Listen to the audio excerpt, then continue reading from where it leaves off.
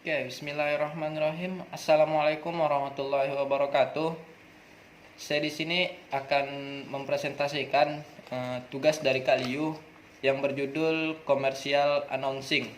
Yang pertama, tujuan mendasar dari program radio, televisi, dan kabel adalah untuk menarik audiens, kemudian dijual ke advertise dalam bentuk iklan.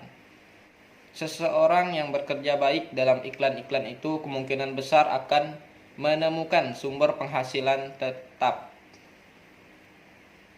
Bab ini mengeksplorasi berbagai bentuk iklan, cara menganalisis salinan komersial dengan benar, dan memberikan garis skrip secara profesional. Kemampuan untuk menjual periklanan sangat penting dalam kemampuan pengembangan pemain siaran. Oke, selanjutnya itu ada sumber siaran komersial. Nah, asal-usul iklan akan bervariasi dengan ukuran markel dan periklan. Di pasar yang lebih besar, terutama dengan periklanan besar, kemungkinan akan dikembangkan oleh agen periklanan yang kemudian memberikan salinan tersebut ke stasiun televisi atau radio. Di pasar yang lebih kecil di mana sebagian besar penyiar baru akan memulai, situasinya mungkin tidak terlalu terstruktur. Selain Anda dapat ditulis oleh penjual yang menjual akun atau di copy gitu ya, di copy langsung dan disebarkan oleh si penjual. Beberapa tenaga penjual menjadi sangat mahir dalam menyiapkan komersial, kebijakan, dan menggunakan konsep-konsep ini sebagai bagian dari promosi penjualan. Selanjutnya ada bentuk radio komersial. Yang mendengarkan radio menyadari berbagai bentuk untuk diambil iklan dari pesanan sederhana yang dibacakan oleh penyiar. Penyiaran diproduksi dengan hati-hati yang mengemas jumlah materi dan aksi yang luar biasa dalam beberapa detik. Seseorang yang bekerja baik akan terbiasa dengan iklan radio. Jadi orang yang udah terbiasa dengan dunia penyiaran tuh sekali dia dapat iklan tuh enak ya gitu menjelaskannya. Nah, terlepas dari sumbernya, iklan yang paling mendasar terdiri dari salinan yang disajikan tanpa musik atau efek. Nah, biasanya iklan-iklan di radio itu tidak menggunakan efek backsound gitu kan, cuman suara penyiarnya. Atau dikenal juga sebagai iklan langsung dibaca. Iklan seperti itu tuh menggunakan keterampilan si penyiar. Selain itu, penyiar sering dipilih jenis tempat. Ini sebagian besar didasarkan pada nada suaranya dan antusiasme yang disampaikannya. Nah, seperti yang tadi saya bilang, periklanan di radio tuh sangat membutuhkan keterampilan si penyiarnya karena tadi tuh tidak menggunakan efek backsound atau lagu. Jadi sang penyiar langsung yang ngomong gitu. Nah, hal utama dalam penyiaran iklan di radio, sang penyiar tuh harus memahami dulu apa isi dari iklan yang mau disampaikan, tidak langsung baca gitu kan, dipahami dulu apa yang mau dijual di iklan tersebut. Nah, kayak gitu. Selanjutnya ada bentuk televisi komersial dan kabel. Nah, salah satu perkembangan utama bagi penyiar iklan televisi adalah peningkatan pesat iklan kabel.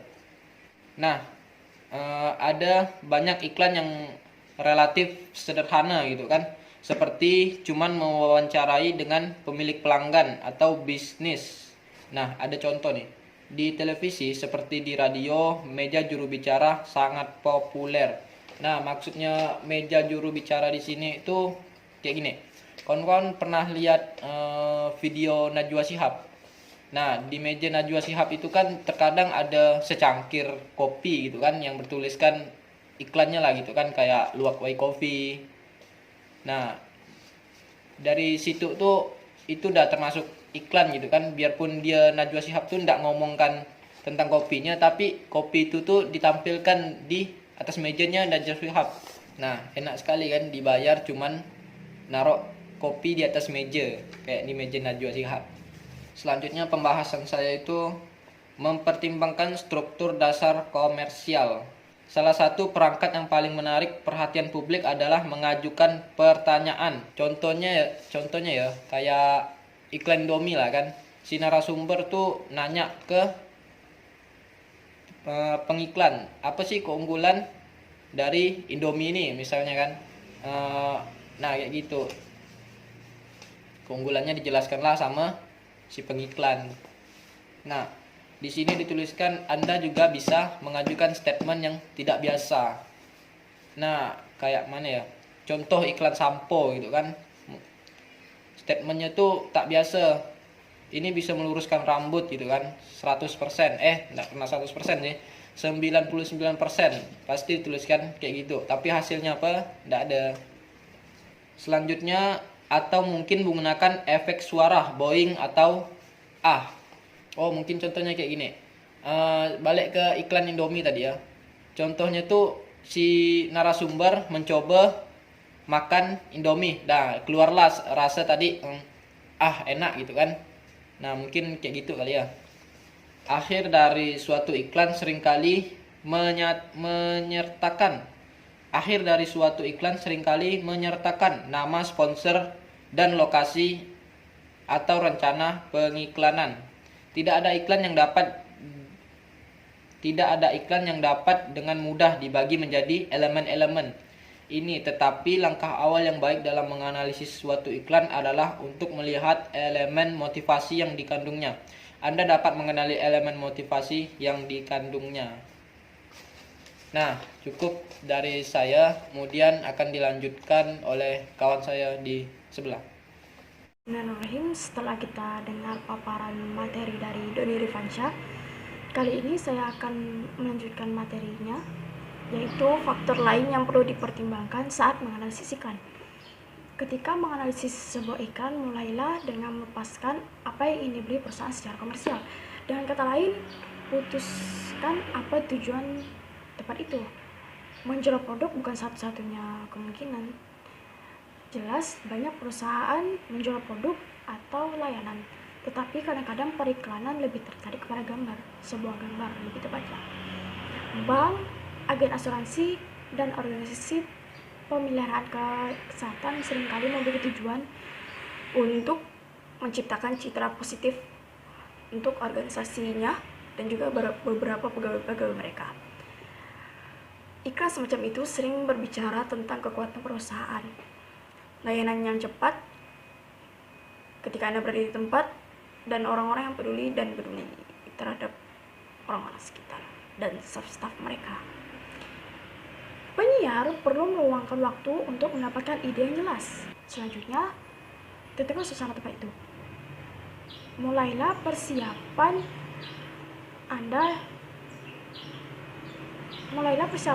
dengan 2 atau 3 pembicaraan yang hening atau diam dalam sebuah skrip.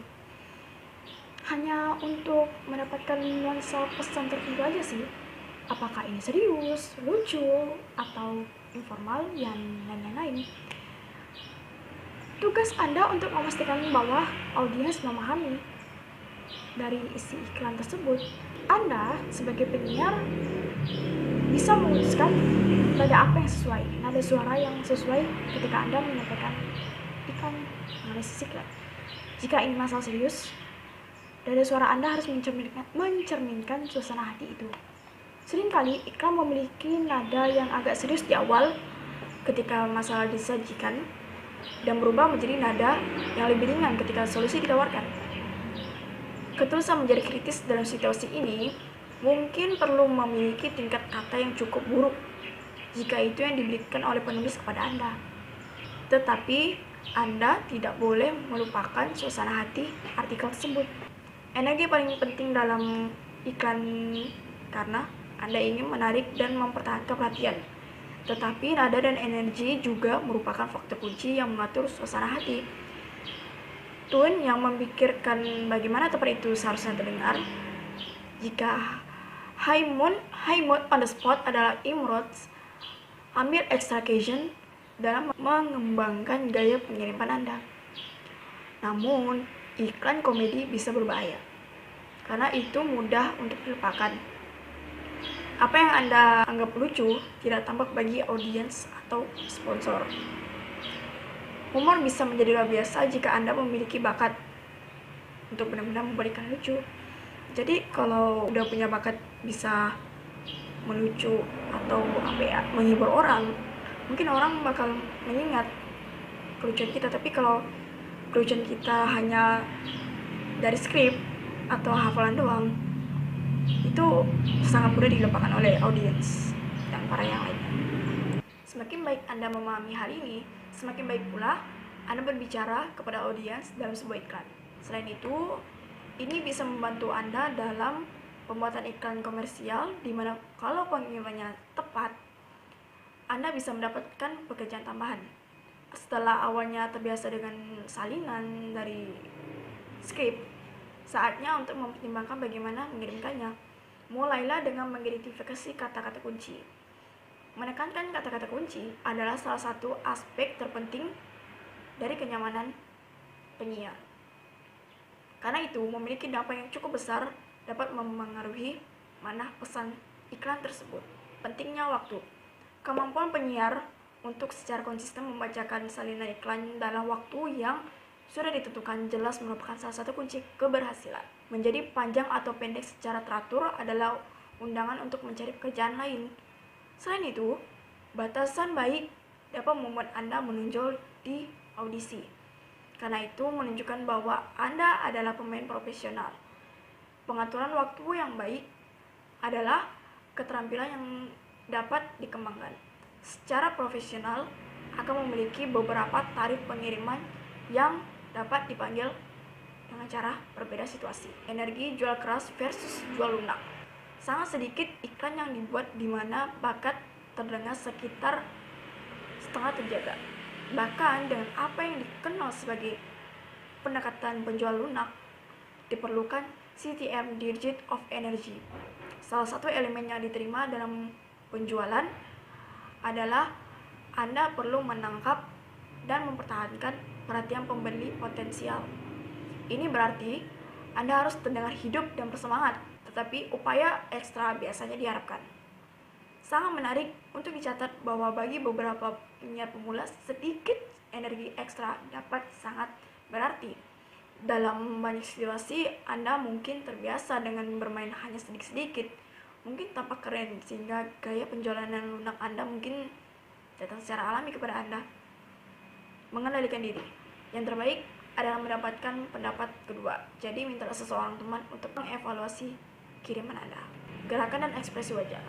Dua aspek terpenting dari penjualan produk adalah bagaimana Anda menunjukkan produk dan bagaimana Anda bereaksi terhadap produk tersebut. Gerakan Anda akan berupa gerakan halus untuk menekankan titik salin, menunjukkan produk, atau benar-benar menangani produk. Ini akan membutuhkan latihan, terutama jika Anda harus melakukan lebih dari mengembangkan produk, seperti menggunakan minuman atau membuka paket. Label-label produk juga harus mengarah ke lensa kamera. Ini bisa menjadi masalah jika Anda mengambil produk dan kemudian meletakkannya kembali, terutama jika Anda di belakang produk dan tidak melihat ke label. Itu sangat fatal banget dalam sebuah periklanan.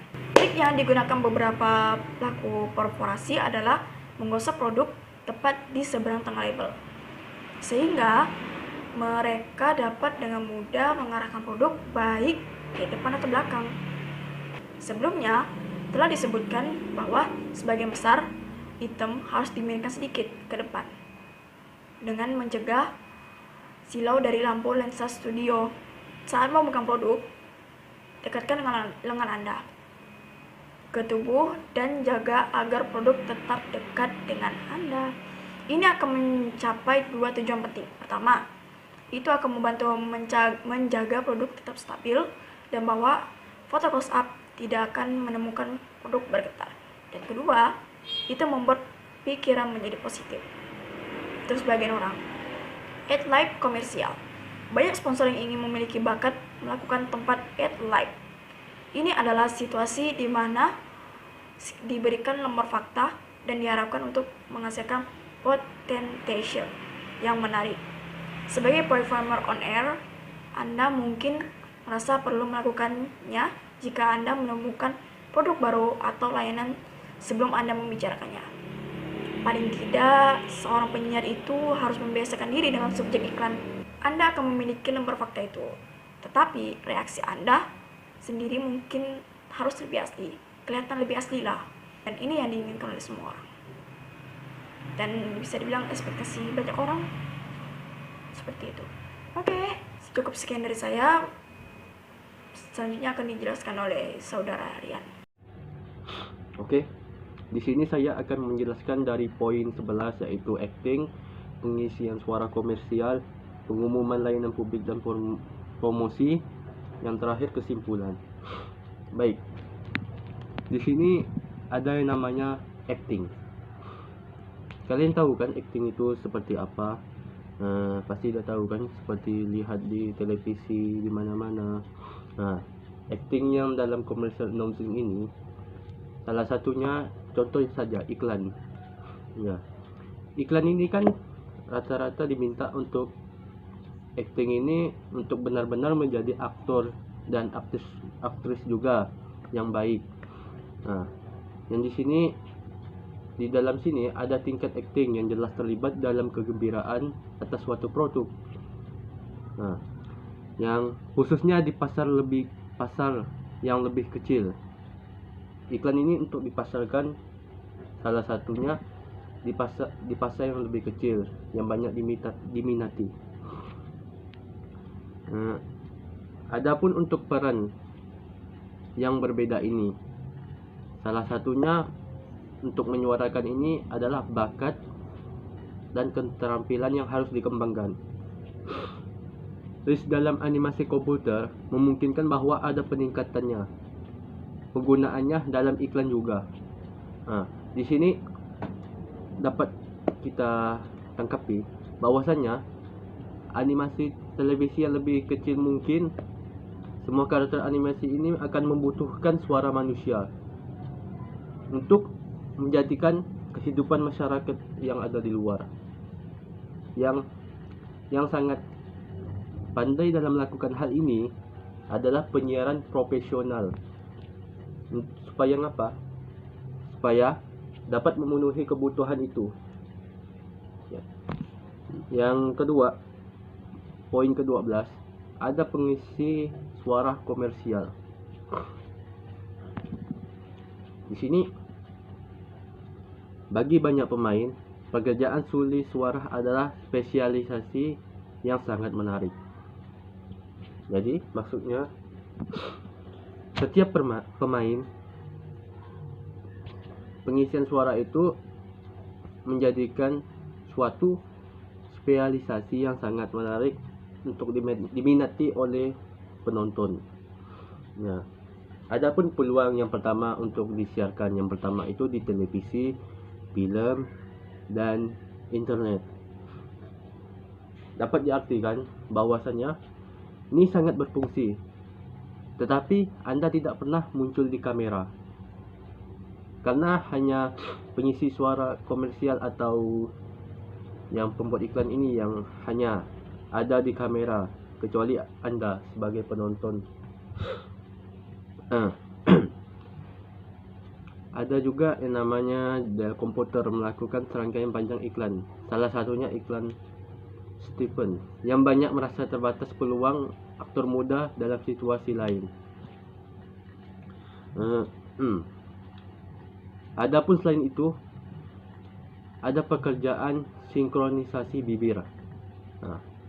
Salah satunya ini sebagai untuk menggantikan suara apabila suara kita ini merasa kurang nyaman. Jadi kita harus menggunakan isyarat gitu, menggunakan sinkronasi bibir. Ada lagi, habis itu proyek yang ini salah satu proyek yang dapat berkisar dari berbagai detik dalam iklan atau PSA hingga penugasan dalam film dokumenter 2 jam. Yang ke-13 ini ada pengumuman layanan publik dan promosi atau yang disebut dengan PSA. ya. Jadi PSA ini adalah tempat yang dijalankan oleh stasiun siaran atau kabel yang mempromosikan organisasi nirlaba atau lembaga pemerintahan. Nah, salah satunya Anda mungkin pernah dengar kan, yang melihat tempat-tempat seperti United Way, Palang Merah, Departemen Transportasi AS. Ya, di sini kan sebelumnya kan ini salah satu PSA atau yang dimana menyebutkan sebagai pengumuman layanan publik. Ya, salah satunya ada di radio ini, Audio Track 6.7, memungkinkan Anda mendengarkan pengumuman layanan publik radio atau yang disebut dengan PSA. Nah, di sini kan ada audio tracknya 6.7 sebagai pengumuman layanan publik dan promosi atau yang disebut dengan PSA. Nah, penyiar dapat untuk mempromosikan itikat baik di pasar khusus mereka. Penyiar dapat untuk mempromosi itikat baik di pasar untuk menyita waktu ketika. Nah, ya di sini penyiar ini dapat melakukan promosi khususnya di pasar. Karena apa? Karena salah satu di pasar itu sangat banyak dicari-cari orang. Ya, karena pasar ini kan tempat penjualan suatu produk yang akan dibeli oleh konsumen. Jadi di pasar inilah yang tempat untuk salah satu untuk mempromosikan dari penyiaran ini, ya. Nah, habis itu adapun yang Anda lebih mungkin mendengar PSAS pada saat-saat di mana stasiun belum menjual banyak iklan komersial, ya. Karena di pasar-pasar ini PSA ini kan belum banyak untuk menjual iklan-iklan tersebut karena mungkin belum dimengerti oleh masyarakat, ya, begitulah. Habis itu Kampolitis PSA nasional menggunakan sebagian besar format yang sama dengan iklan, sering diproduksi oleh agensi periklanan besar dan penampilan penyiaran selebriti yang menyumbangkan upaya mereka organisasi nirbala. Ya, seperti itulah.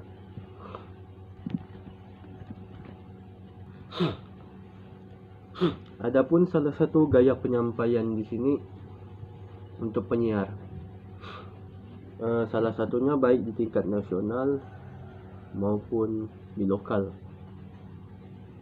biasanya cukup mudah ke arah pendekatan penjualan lunak, seperti barang yang mudah digunakan, perangkat lunak seperti itulah, yang seperti melakukan penjualan di pasar nasional maupun di lokal, ya. Jadi yang terakhir ini adalah kesimpulan dari materi ini, yaitu yang namanya commercial nonsense. Jadi kesimpulan di sini, penyiaran perseptif mengakui bahwa komersial mendukung sistem penyiaran Amerika. Sebagai performa siaran, kemampuan untuk menyampaikan pesan komersial adalah keterampilan yang akan membantu Anda dengan baik. Adapun banyak sekali jenis-jenis format komersial, untuk salah satunya untuk radio, televisi, dan kabel. Karena mereka ini semua membutuhkan bakat untuk menyampaikan pesan mereka secara efektif, ya. Adapun sementara ini sebagian besar iklan siaran disusun untuk mengikuti urutan motivasi dasar, ya. Itu adalah keterampilan penyiar dalam menganalisis salinan dan kemudian interpreting naskah yang benar-benar membuat call komersial untuk audiens, ya. Jadi setiap naskah yang benar-benar itu membuat komersial. Jadi salah satu naskah yang dibuat ini komersial ini untuk ditampilkan kepada audiens. Salah satunya ini kan penyiaran, ya. Adapun manfaat penyiaran komersial, memanfaatkan untuk semua, menyampaikan suasana komersial, kemampuan untuk membaca naskah, ketiga ini dalam waktu yang ditentukan, keempat dan kemampuan untuk menjadi aktor selama jangka waktu komersial. Cukup sekian dari kelompok kami. Jika ada kekurangannya, mohon dimaafi. Jika kebenarannya itu datang dari Allah. Semoga bermanfaat atas yang kami sampaikan ini. Mohon belajar yang baik dan benar. Tetap di rumah, stay tune, and goodbye. Assalamualaikum warahmatullahi wabarakatuh.